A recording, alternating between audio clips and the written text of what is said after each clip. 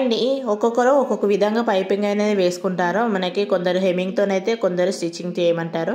ఈ విధంగా మనం వేసిన విధానాన్ని బట్టి కదా ఉంటుంది అనుకుంటారా? కాదు, మనం ఇచ్చే ఫినిషింగ్ని బట్టి కూడా ఉంటుందండి.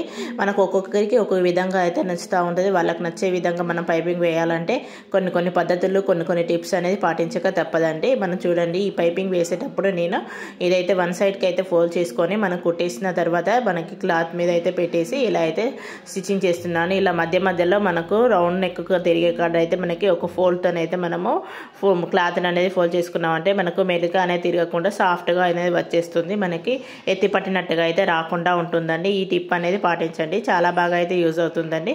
మధ్యలో కటింగ్ కూడా చేసుకున్నామంటే మనం పైపింగ్ వేసినట్టుగా హెమ్మింగ్ చేసినట్టుగా నీట్గా ఉంటుందండి. చాలా బాగా అయితే వస్తుందండి.